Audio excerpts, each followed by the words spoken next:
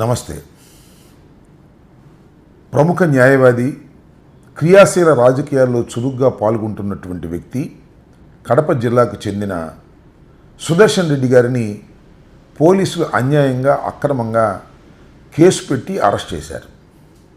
కానీ ఇక్కడ చాలా అభ్యంతరకరమైన అంశం ఏమిటంటే, అరెస్ట్ చేసే సమయంలో పోలీసుల ప్రవర్తన చాలా దారుణంగా ఉంది. ఆయన్ని కాలర్ పట్టుకొని ఈడ్చుకెళ్ళినటువంటి చిత్రాలు సోషల్ మీడియాలో కానీ వైరల్ అవుతున్నటువంటి అంశాలు. ఈ సుదర్శన్ రెడ్డి గారిని ఎందుకు అరెస్ట్ చేయాల్సి వచ్చింది, కారణాలు ఏమిటి అనే విషయాల మీద కొద్దిగా మనం ఇక్కడ చర్చించుకుందాం. రాయచోటి సుదర్శన్ రెడ్డి గారి సొంత నియోజకవర్గం. గాలివీడు మండలానికి ఆయన అధ్యక్షులుగా కూడా పనిచేశారు. ఆయన తర్వాత ప్రస్తుతం ఆయన తల్లిగారు అధ్యక్షులుగా కొనసాగుతున్నారు. ఈ సుదర్శన్ రెడ్డి గారు ప్రముఖ న్యాయవాదే కాకుండా కొంతకాలం డైరెక్టర్ ఆఫ్ ప్రాసిక్యూషన్గా కూడా పనిచేసినటువంటి వ్యక్తి. ఈయనంటే తెలుగుదేశానికి కొద్దిగా కడుపు మంట, కోపం కూడా. ఎందుకంటే చంద్రబాబు నాయుడు గారిని అరెస్ట్ చేసినప్పుడు సిఐడి న్యాయవాదితో కలిసి ప్రెస్ మీట్లో కొన్ని వాస్తవాలు చెప్పేందుకు ఆ రోజున సుదర్శన్ రెడ్డి గారు కూడా పాల్గొన్నారు అనేది వారందరికీ కూడా కోపం ఉంది.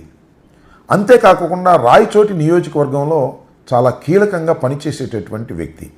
రాయచోటి నియోజకవర్గం గురించి ఇక్కడ కొద్దిగా మనం చర్చించుకోవాలి. రాయచోటి నియోజకవర్గం అప్పుడు కాంగ్రెస్ పార్టీకి, ఇప్పుడు వైఎస్ఆర్సీపీకి చాలా బలమైనటువంటి నియోజకవర్గం. కానీ మొన్న కేవలం 2500 పైచిలుకు ఓట్లతో శ్రీకాంత్ అక్కడ ఓటమి పాలు కావటం, రాంప్రసాద్ రెడ్డి విజయం సాధించటం జరిగింది. అయితే కాంగ్రెస్ పార్టీ అక్కడ పోటీ చేయటం వల్ల 5700 పైచిలుకు ఓట్లు రావడంతో చాలా ఈజీగా రాంప్రసాద్ రెడ్డి గెలవడానికి కారణమైంది. ఆ తర్వాత రాంప్రసాద్ రెడ్డిని చంద్రబాబు నాయుడు గారు మంత్రివర్గంలో కూడా తీసుకున్నారు. ఇది అక్కడ ఉన్నటువంటి రాయచోటి పరిస్థితి. గాలివీడు మండలంలో ఇవాళ ఏం జరిగిందంటే, వాళ్ళ తల్లిగారు ఎంపీపీగా ఉన్నారు కాబట్టి ఒక సంతకం చేయాల్సి ఉంటుంది అని కబురు చేశారు. దానికోసం సుదర్శన్ రెడ్డి గారు వెళ్ళారు. ఎంపీడీఓ ఆ రూమ్ తాళం తీయనని మొరాయించి కూర్చున్నాడు, ఆ ఫైల్ ఇవ్వనని. That's all. అది వేరే అంశం. అక్కడ కొద్దిగా గలాటాకి సృష్టించేటటువంటి ప్రయత్నం తెలుగుదేశం వాళ్ళు చేశారు. ఇదంతా ఒక విధంగా చెప్పాలంటే ప్రీ ప్లాన్డ్గా ట్రాప్ చేసి సుదర్శన్ రెడ్డి గారిని అక్కడ తీసుకొచ్చి అక్కడ ఆయన్ని అవమానించి ఆయన మీద కేసు పెట్టాలనేటువంటి ఒక ప్రయత్నం ముందుగానే కుట్రపూరితంగా జరిగిందనేది తరువాత మనకు అర్థమయ్యేటటువంటి అంశం. అక్కడ జరిగినటువంటి విషయాలని ఎమ్మటే పోలీసు వారు టకటగా వచ్చేశారు. పోలీసు వారి కన్నా ముందు తెలుగుదేశం వారు పెప్పర్ స్ప్రేలు తీసుకొని వచ్చేశారు. పెద్ద గొడవ చేయడానికి అక్కడ ప్రయత్నం చేశారు. సుదర్శన్ రెడ్డి గారిని ఫిజికల్గా హ్యాండిల్ చేయాలనే ప్రయత్నం కూడా చేశారు. పోలీసు వారు ఒక తప్పుడు కేసు పెట్టి సుదర్శన్ రెడ్డి గారిని ఫిజికల్గా హ్యాండిల్ చేస్తూ బహిరంగంగా రోడ్డు మీద ఒక జేబు దొంగలను లేకపోతే నేరస్తులను తీసుకువెళ్ళినట్టుగా ప్రముఖ న్యాయవాదిని తీసుకెళ్ళినటువంటి సంఘటన చాలా బాధాకరంగా ఉంది, అభ్యంతరకరంగా ఉంది. సోషల్ మీడియాలో అది మనం వైరల్ అవుతున్న విషయాన్ని కూడా మనం చూస్తూ ఉన్నాం. సరే, కేసు అంటారా? But we will see. SC ST atrocities case పెట్టారు. ఆయన జవహర్ బాబు అనే ఎంపీడీఓ ఎస్సీకి సంబంధించిన వ్యక్తి కాబట్టి ఇంకా అనేకమైన సెక్షన్స్ వేసి బెయిల్ రాకోకుండా ఉండేందుకు కావాల్సిన అన్ని సెక్షన్లు వేసి కేసు పెట్టారు. కోర్టులో ప్రొడ్యూస్ చేశారు, రిమాండ్కి వెళ్ళారు. We will see in the court. కోర్టులో తప్పనిసరిగా దీన్ని తేల్చుకుంటాం. సుదర్శన్ రెడ్డి న్యాయశాస్త్రంలో పట్టున్నటువంటి వ్యక్తి కూడా అనేది ఇక్కడ నేను సందర్భంగా చెప్పదలుచుకున్నాను. కాబట్టి దాన్ని మేము ఎదుర్కొంటాం. కానీ దీన్ని రాజకీయం చేయాలనేటువంటి ప్రయత్నం, ఒక విషపూరితమైనటువంటి ప్రయత్నం. చంద్రబాబు నాయుడు గారు ఏం చేశారంటే, పవన్ కళ్యాణ్ గారిని ఇమీడియట్గా వెళ్ళమని ఆదేశించారు. ఎక్కడైనా పెద్ద కెలామిటీస్ జరిగితే మంత్రులు, ఉప ముఖ్యమంత్రులు, ముఖ్యమంత్రులు వెళ్తారే అంత వేగంగా పవన్ కళ్యాణ్ గారు వెళ్ళారు. అక్కడ ఉన్నటువంటి జవహర్ అనే ఎంపీడీఓని పరామర్శించారు. అక్కడ గందరగోళం చేసే ప్రయత్నం చేశారు. బయటకు వచ్చి ప్రెస్ మీట్ పెట్టి కొన్ని విషయాలు మాట్లాడారు. తోలు తీసి కింద కూర్చోబెడతాం, మీకు ఒళ్ళు ఒక్కొక్కళ్ళకి మీకు ఎక్కడెక్కడ ఉన్నో తెలియట్లా, మీకు అహంకారాలు పెరిగిపోయిన మీకు.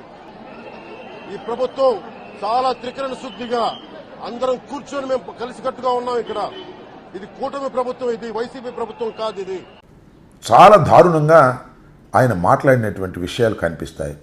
ఏంటంటే ఇది కూటమి ప్రభుత్వం అధికారంలో ఉన్నది, చంద్రబాబు నాయుడు గారు అధికారంలో ఉన్నారు, మేము అధికారంలో ఉన్నాము, అంతే తప్ప వైసీపీ అధికారం లేదు గుర్తుపెట్టుకోండి అంటే వైసీపీ అధికారంలో ఉంటే ఏదైనా చేయొచ్చానా మేము? వైసీపీ అధికారం లేకపోతే ఏం చేయకూడదనా? మీ తోలు తీస్తాం, తొక్క తీస్తాం, వాట్ ఇస్ దిస్? మీ ధోరణి నాకు అర్థం కాల.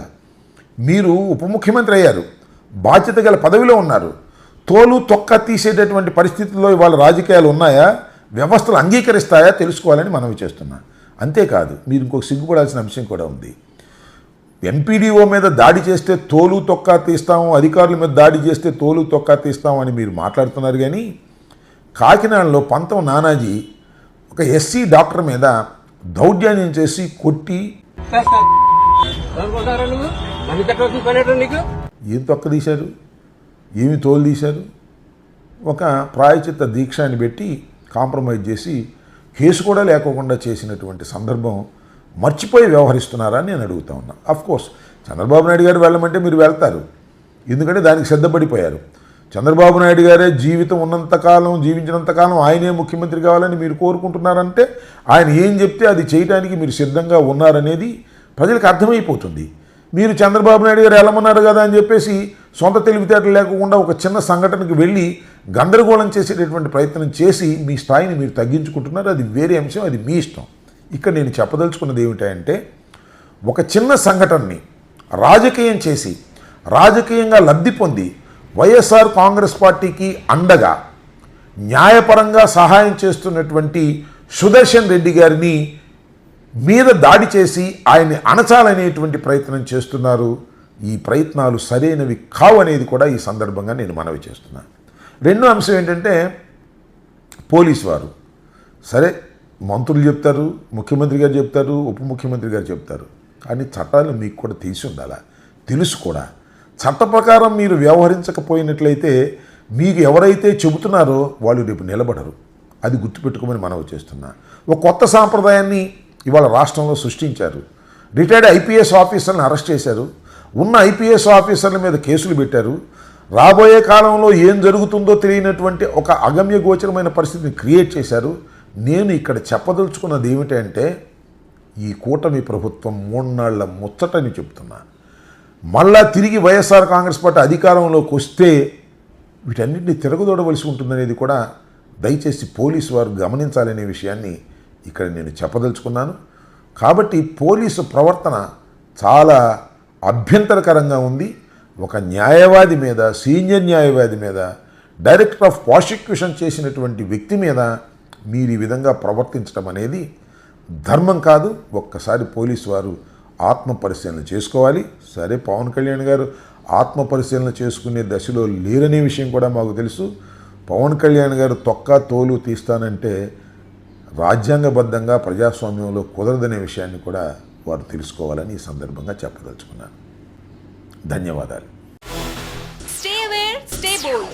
Like, subscribe and follow at Ammati Rambabu Official for truth and clarity in today's politics.